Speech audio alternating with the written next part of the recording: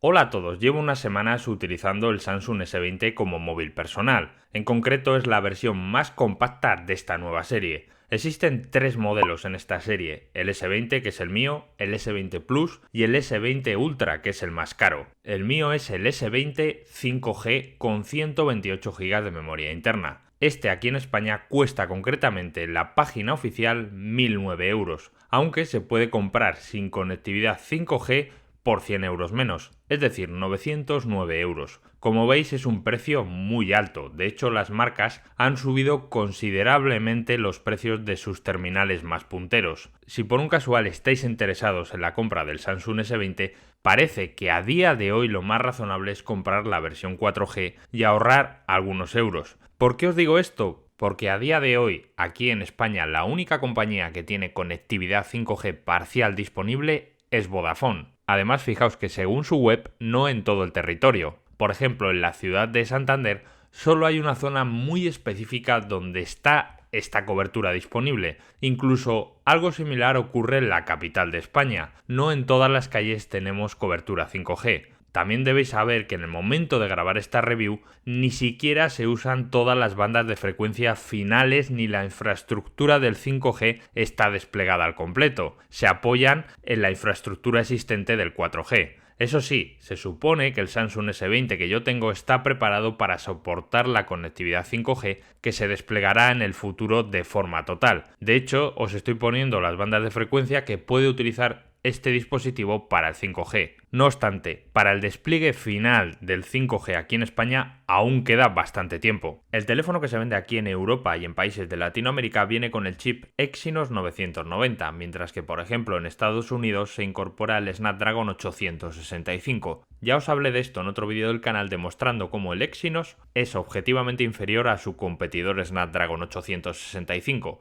De hecho, a lo largo de la review lo iremos detallando. Aparte del Exynos 990, el teléfono tiene 12 GB de memoria RAM, una cifra que me parece muy grande. Además es del tipo LPDDR5. Realmente pienso que con 6 u 8 GB de memoria RAM hubiese sido más que suficiente para las necesidades que tenemos actualmente. Además es bueno que conozcáis otro dato curioso. A mayor número de gigas en la RAM, el consumo energético es mayor. Pero bueno, ya sabéis que los números gordos venden más de cara al marketing. Eso sí, la versión sin 5G de este teléfono, la que cuesta 909 euros, incorpora 8 GB de memoria RAM en vez de 12. En cuanto a la memoria interna que tenemos es de 128 GB y nos quedan algo más de 100 GB para nuestro uso. Es del tipo UFS 3.0 y da muy buenas cifras de escritura y lectura. Además, afortunadamente, si queremos a través de la bandeja de las nano SIM podemos o poner 2 nano SIM o una nano SIM y una micro SD de hasta 1 TB para ampliar la memoria. Si nos vamos al apartado físico del terminal, en primer lugar tenemos una pantalla de 6,2 pulgadas con tecnología AMOLED que ocupa prácticamente todo el frontal. Únicamente en la parte superior tenemos un agujero bastante pequeño que alberga la cámara delantera. El teléfono por la parte de atrás tiene una tapa cristalada que se ensucia con bastante facilidad. Los marcos son metálicos. Fijaos cómo se ve claramente que es metálico el marco debido a que han instalado unas zonas de otro color que son de plástico para permitir que llegue mejor la señal de las antenas internas de comunicación.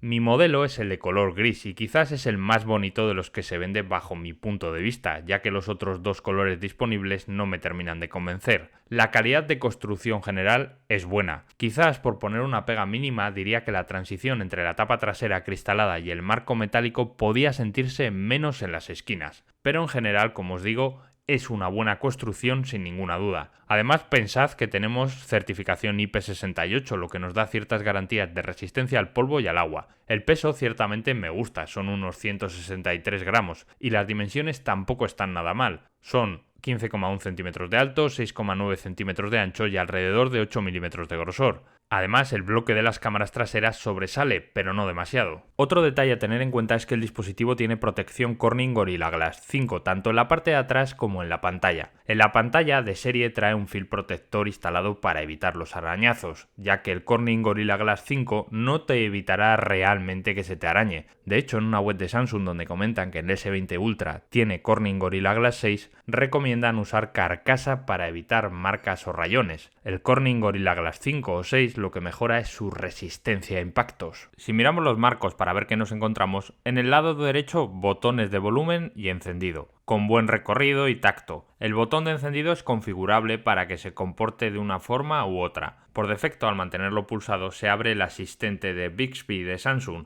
aunque, como veis, se puede modificar desde los ajustes. En el lado izquierdo no tenemos nada. Arriba la bandeja de NanoSIMs o NanoSIM y microSD, y también un micrófono nos encontramos aquí. Abajo, micrófono principal, USB tipo C que permite sacar vídeo, es decir, que si conectamos un adaptador con HDMI podemos casi usar el móvil como un PC. De hecho, Samsung incorpora su modo escritorio, que no está nada mal. Podemos editar algún documento o navegar por la web cómodamente. Por último, junto al USB tipo C contamos con el altavoz multimedia principal. Ahora os voy a hablar de la pantalla. Esta, como ya os he dicho, tiene 6,2 pulgadas con ratio 20:9 y una tecnología AMOLED con resolución máxima de 3200 x 1440 píxeles. La frecuencia de actualización máxima es de 120 Hz. Esta pantalla en los bordes tiene una ligera curva, pero no es una pantalla Edge como la del Xiaomi Mi Note 10 o la del OnePlus 7 Pro. Aquí podemos decir que es plana y no hay reflejos molestos. El brillo de la pantalla en modo automático cuando incide mucha luz sobre el sensor de luminosidad es alto. He medido más de 700 nits con mi colorímetro, así que en exteriores la pantalla se ve bien. En cuanto al visionado y colores, el panel trae dos preconfiguraciones, una que se llama intensa y otra natural. La que mejores resultados de calibración da con respecto al espacio sRGB es la denominada natural. Eso sí, nosotros podemos modificar manualmente algunos aspectos de la calibración en el modo intenso. Realmente con el panel AMOLED que tenemos y la configuración que nos viene, observaremos ciertos tintes azulados en la pantalla, pero bueno, en general podemos decir que es bastante vistosa. La resolución máxima que admite el panel es WQHD+,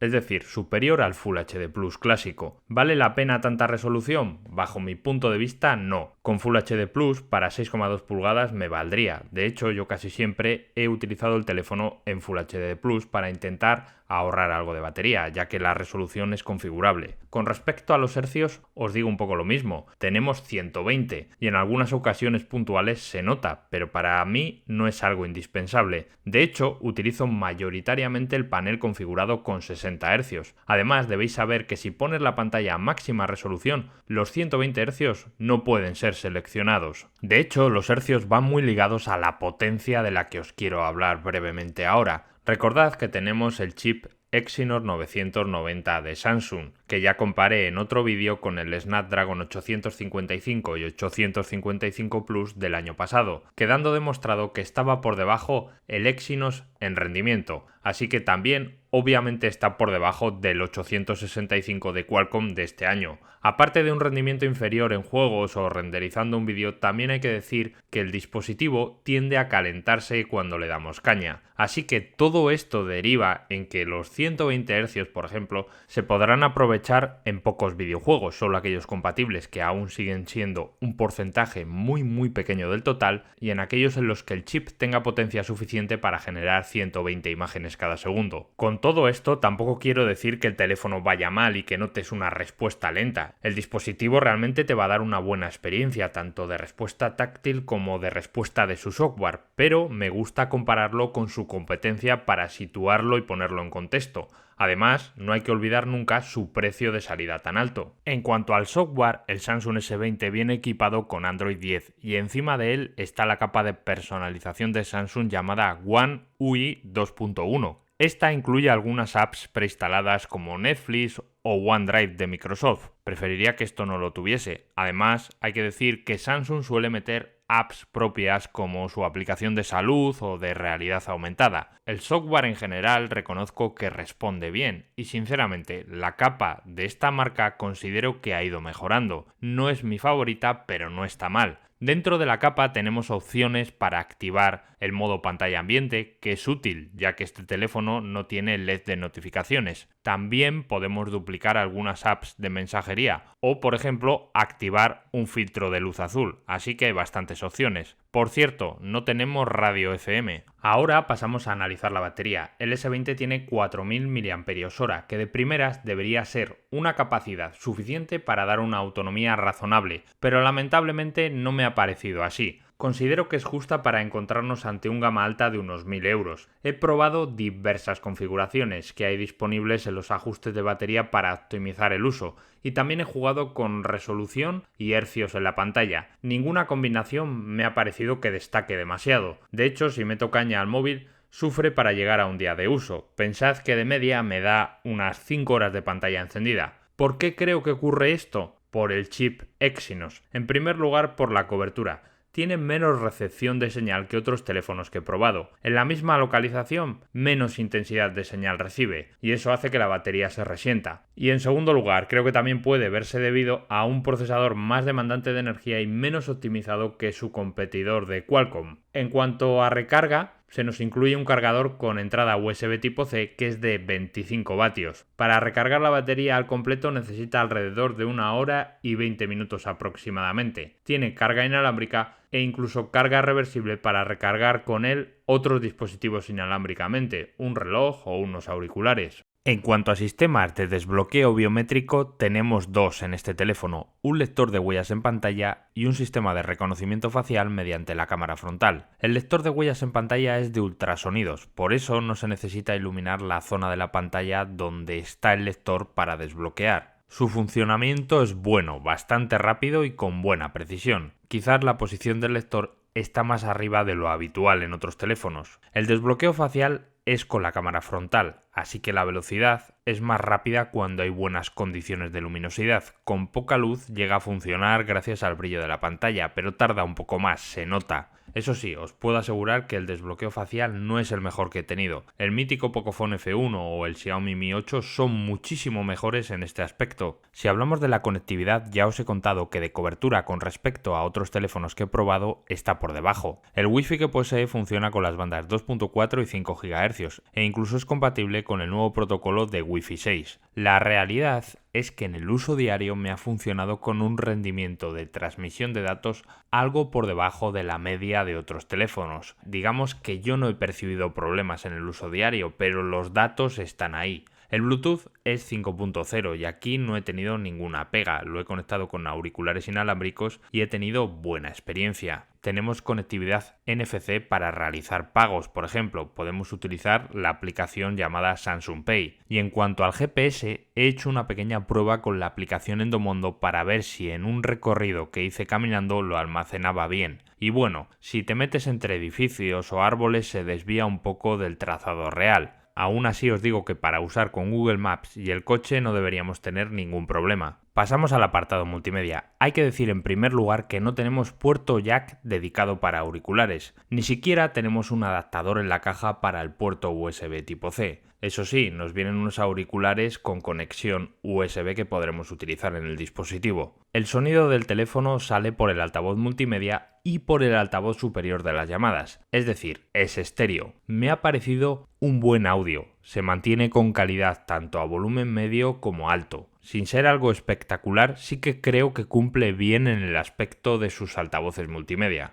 Y ahora pasamos al último apartado del teléfono, el de las cámaras. Por la parte de atrás tenemos el bloque rectangular donde se encuentran sus 3 lentes y el flash LED. La cámara que está más abajo es el teleobjetivo de 64 megapíxeles con apertura f2.0 y estabilizador óptico. Encima de esta está la cámara principal con 12 megapíxeles, apertura 1.8 y un muy buen tamaño de píxel físico, 1.8 micras. Justamente la cámara superior es la gran angular de 12 megapíxeles con apertura 2.2. Aunque yo ahora mismo os haya dicho que tenemos un teleobjetivo y en la propia web de Samsung también lo ponga, si investigamos un poco realmente no es una lente teleobjetivo como tal, ya que su campo de visión es de 76 grados. Es decir, estamos ante una lente angular con un sensor de 64 megapíxeles. Por este motivo, la compañía coreana en el S20 y también en el S20 Plus no dice que tengamos un zoom óptico, sino un zoom híbrido, ya que lo que hace realmente es un recorte digital de esos 64 megapíxeles del sensor para producir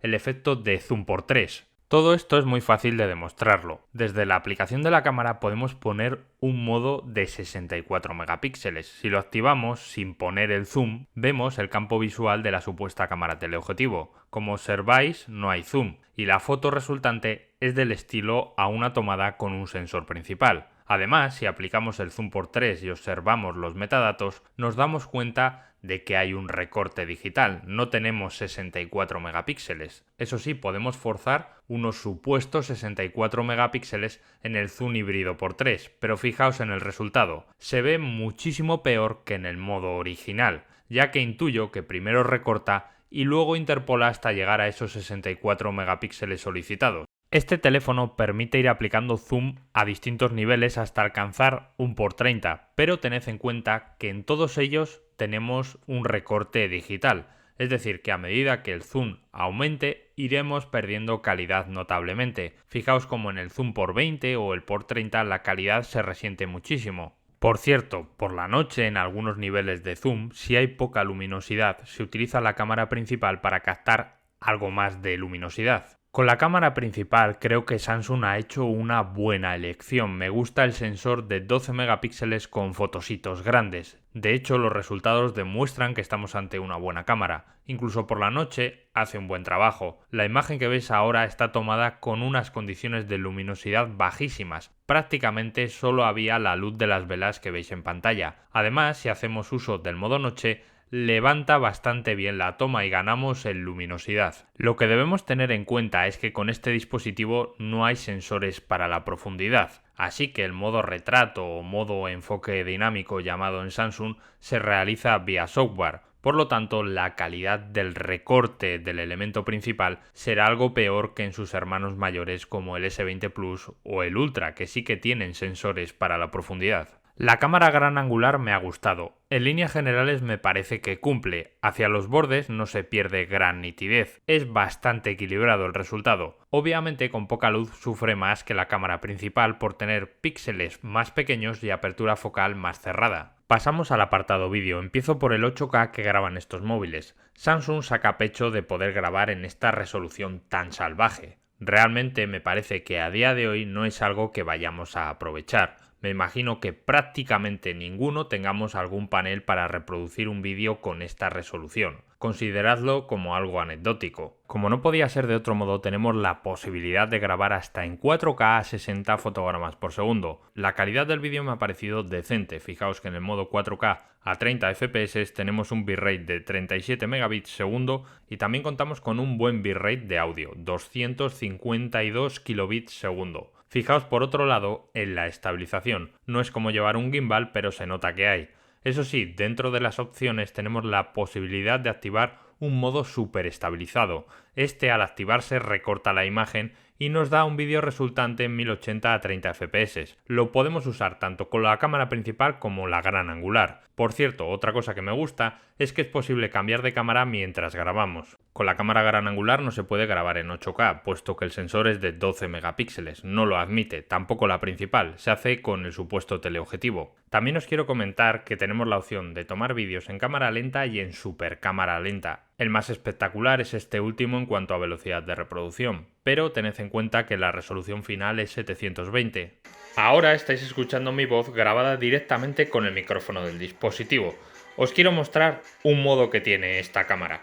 Fijaos lo que ocurre si hago zoom en la imagen sobre el iPad. Veréis lo que ocurre con el audio. Voy ampliando y cada vez vais a escuchar con más volumen el sonido que proviene de este dispositivo. Vamos a ampliar más todavía al máximo y fijaos, se escucha con más ganancia el audio que proviene de esta zona.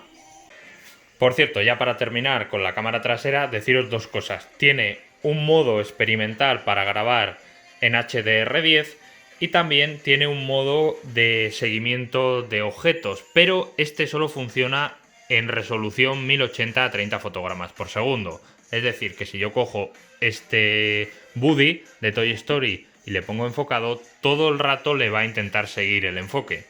Ahora vamos con la cámara frontal.